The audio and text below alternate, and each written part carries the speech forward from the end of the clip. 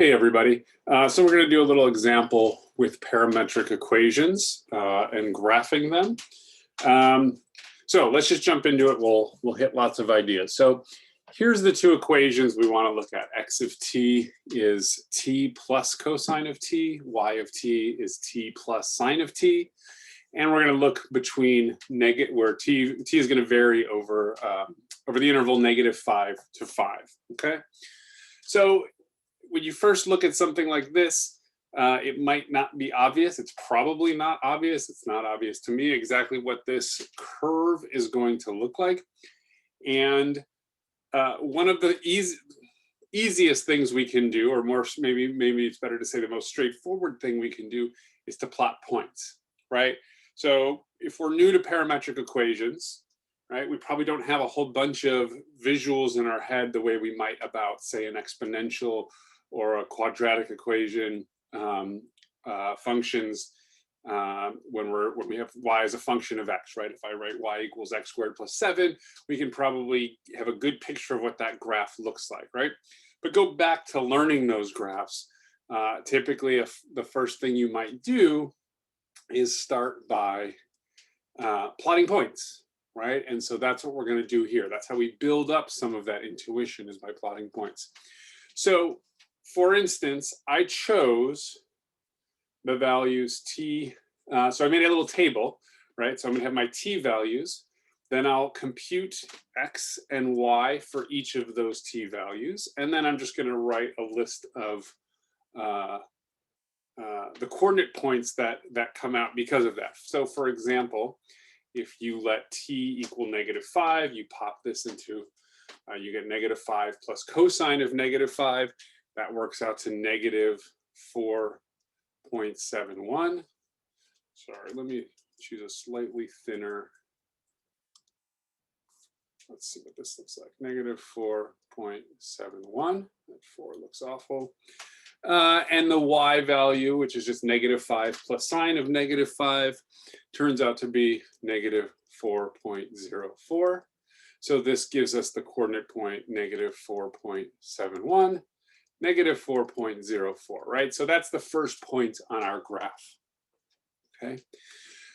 So let's just do one more, right? If you plug this in, -4.65, if you plug in -4 in the y coordinate function, you get -3.24, and you end up with -4.65, -3.24. Okay, so I'm not going to make you watch me do, right, all the values from -5 to 5, but this is just a brute force attack on this problem. Just plug in points, list the coordinates, and then plot those. Okay, so let's jump over to Desmos, which I've let do the plotting for me. And sorry, thought something was giving me an error. And so here we see those points that I plotted, right? There's the -4 point. Looks like I wrote rounding wrong in my notes. It should have been 4.72. Of course, I would never have been able to estimate on a graph that accurately. Anyways, there's the next point I had, and so on and so forth. So here's all those points if you went from -5 to 5 over the integers for t. And we start to see a picture of this graph, right? So we see it's kind of got an odd shape. We can guesstimate what this might look like, right? So I can draw, right? I can just kind of do a little sketch connecting these points. I get something like this. I'm just kind of doing the most obvious thing to connect them, right? In some kind of smooth curve. Here's the big problem, right? How do I know that between, so for instance, this is the point, so here's t equals -5, -4, -3. This is for t equals -2. This one is for t equals -1, right? Those spit out the coordinates for these 2 points. What if at t equals -1.5, a value between these two, the coordinate's actually way up here, and I just missed it, right? Like we have sines and cosines, they go up and down. Maybe there's a curve in here that I missed, and my graph should actually be going way up there and back down, right? We don't know what happens between those points, okay? And there's no real way to know except to check all the points, or there's no obvious way to know except to check all the points. And which we're not going to do, right? There's an infinite number of points. So maybe we'll let our computer do it for us, right? But the computer can't check an infinite number of points either. So if I let the computer graph this, so there's our curve, which looks very much like the one that I sketched. The only difference between what I did and the computer did in terms of estimating what this graph looked like is the computer checked more points, right? I don't know how many points. Maybe instead of going by t equals -5, -4, maybe it did t equals -5, -4.999, -4.998, right? It might check thousands of points between there, but there's still no guarantee, there's still space in between all those points that a function doesn't do something strange or unexpected between there, right? Functions have asymptotic behavior, right? Things where they explode off to positive or negative infinity, and we might miss it by checking points. So we might approach this, sorry, let me pause that thought. However, there's nothing wrong with what we just did. When we're learning parametric equations, this is a good thing to do, and we will uncover surprises along the way, but it's still a good place to start. But let's now take it a step further and think about why this graph looks this way and what's going on. So let's go back to some notes, and I want to think about a different set of parametric equations, okay? So let me look at the parametric equations. X of t equals t, y of t equals t. We'll look over the same interval, okay? This is a much simpler set of parametric equations.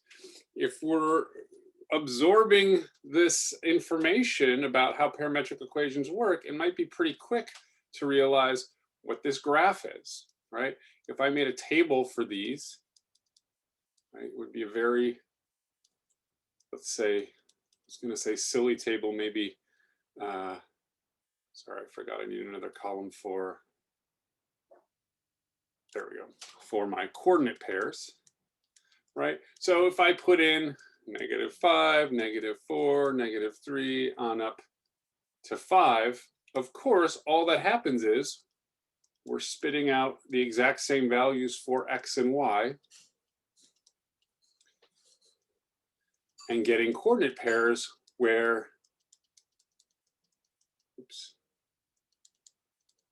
the x and y coordinates are the same up to 5, 5, right? And so it's pretty clear what this graph looks like.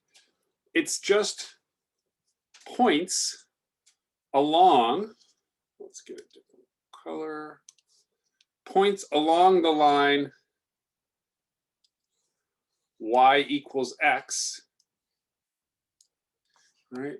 We're just looking at a small section of it, right? So maybe -5, 5 is down here and +5, 5 is up here. We'd be looking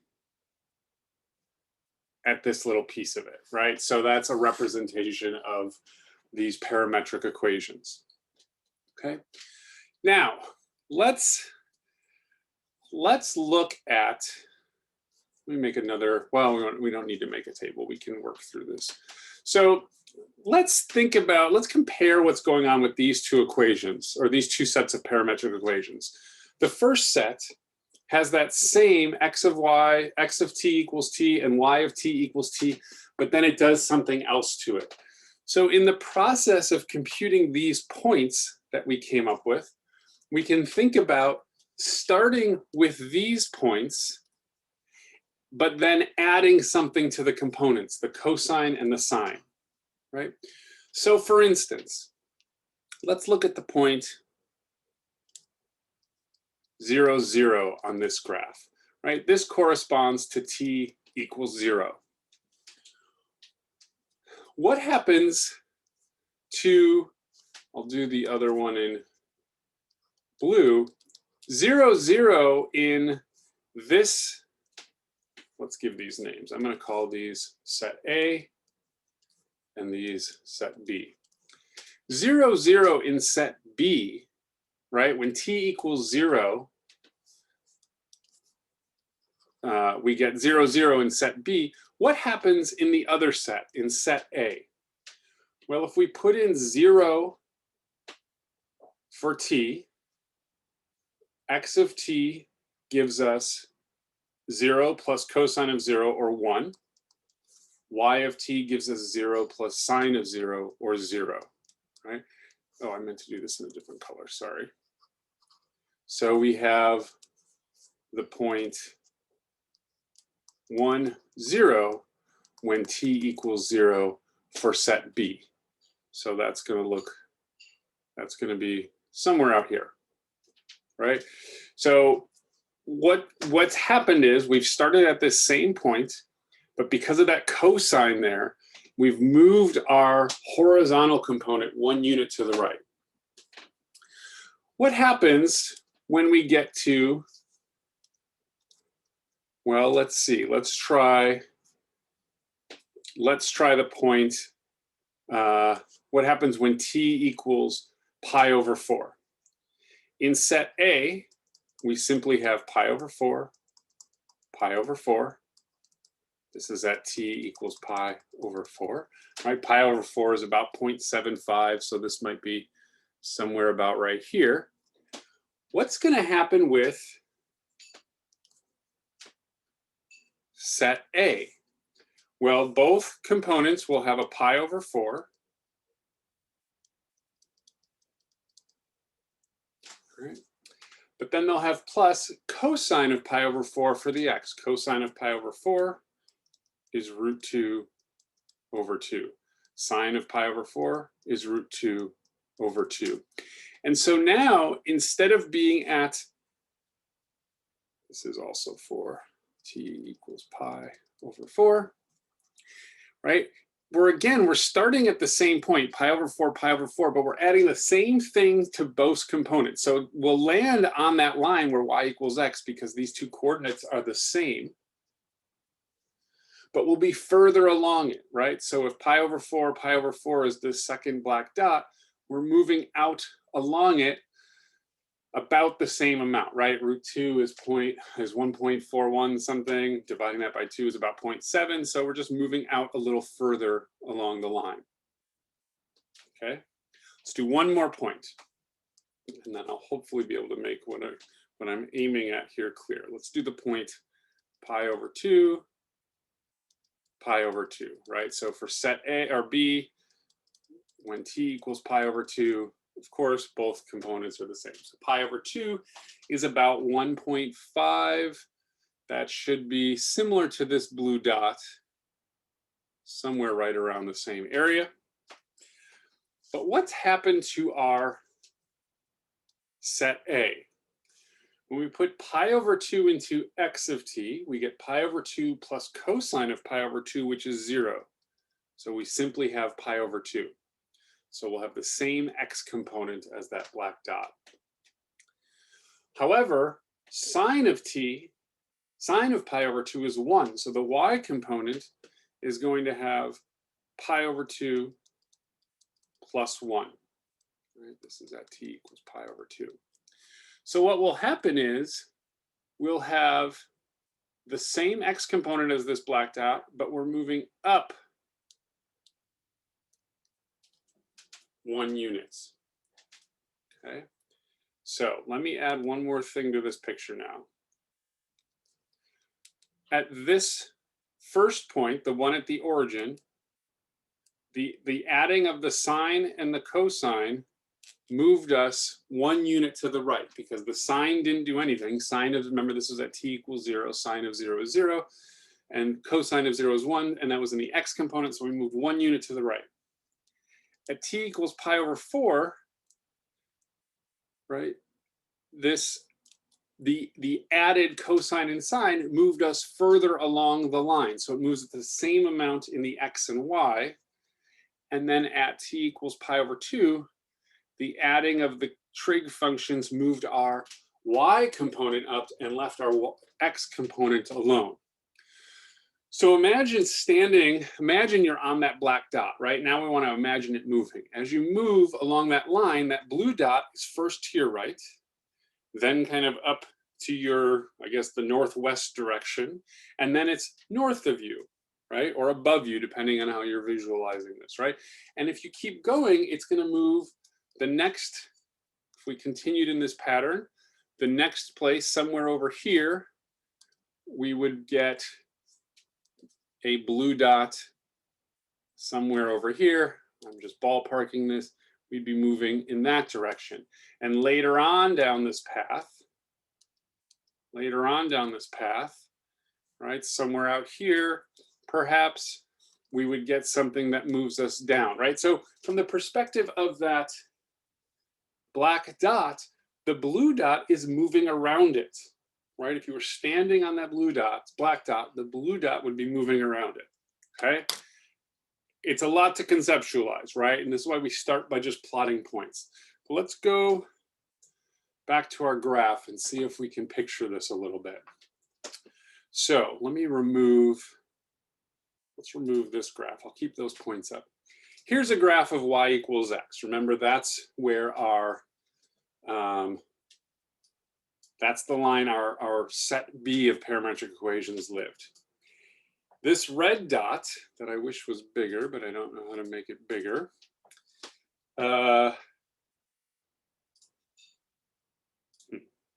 Anyhow, there's our red dot that that's going to represent. I'm going to scroll through the values of. I have to use m here. T is held in special regards in parametric equations. Or in Desmos. That's how I was able to graph all these points at once. But now we're going to get a sense of movement. So what I'm going to do eventually is change the parameter, which I've chosen m here, from -5 to 5, and you see it moves. Right? It's visually spitting out all those coordinate pairs, right? Here, when m equals 0.9, we get out the coordinate pair 0.9, 0.9. As m equals -1.86, we spit out those coordinate pairs, right? Now I'm going to add a second dot. This is what's happening to, we're taking m, our parameter, and adding cosine of m to the x coordinate and sine of m to the y coordinate. And so this is that drawing I was just trying to do. So for instance, here, the green dot now is, we can think of it as starting at this red dot and then adding the cosine and sine to the x and y coordinates respectively moves us up to where we see it. Now watch what happens as I scroll through m. Couple things to notice, and we'll go through a couple times. First of all, that green dot is hitting all those coordinate points we graphed, right? So as I scroll through, now I'm going backwards, it hits all those. But now try to watch what the green dot does relative to the red dot. If you were on the red dot, I'll use the compass directions, that green dot is mostly north. Now it's about due north. Now it's northwest. I think I mixed up east and west a second ago, now that I realize what I said. Now it's about due west. Now it's about southwest, south. Now it's at west. This is that first point we looked at when the graph is at t is equal to 0. We see that we've got that extra unit in the x direction. Now it's heading up. Did I say west again? This is due east. We eventually get north, and then we go back to west, and then south, a little bit east. So that green dot is circling around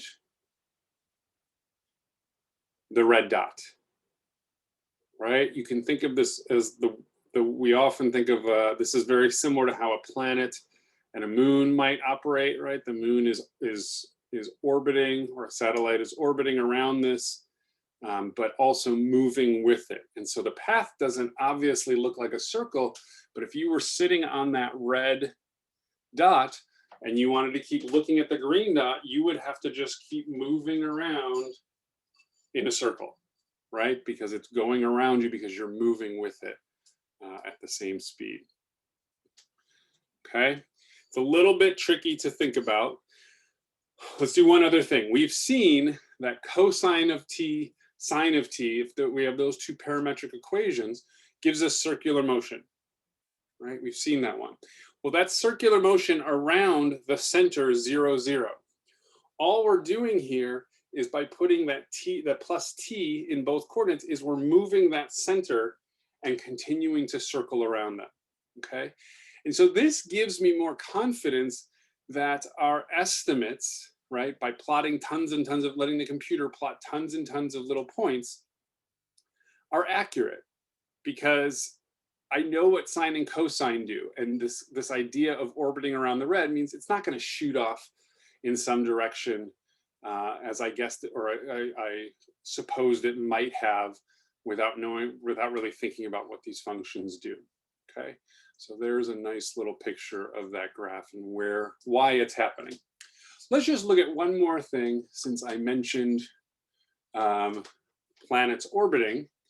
Here is a picture of, this is a very similar thing. Now imagine, instead of orbiting something that's moving in a straight line, you're orbiting something that's already itself orbiting. So this could be thought of as perhaps the moon orbits the Earth while the Earth orbits the sun. And you end up with, where's my other piece? This kind of path. Let me add one more thing. I thought I had it in here. This will be quick. I need to delete. So what I've done to create this is, so in the last case, right, we started with a line and added circular motion to the line. In this case, I started with circular motion and added circular motion to it.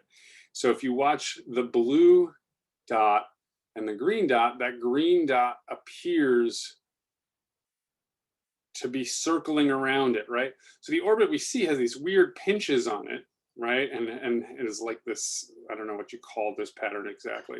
Oh, I'm out of variable. But from the perspective of the blue dot, right? Let's go back to the beginning. Imagine standing on that blue dot, the green dot's above you. Now it's to the right, now it's below, then to the left, then above, right, below, left, above, right, below, left, right, above, right, below, left.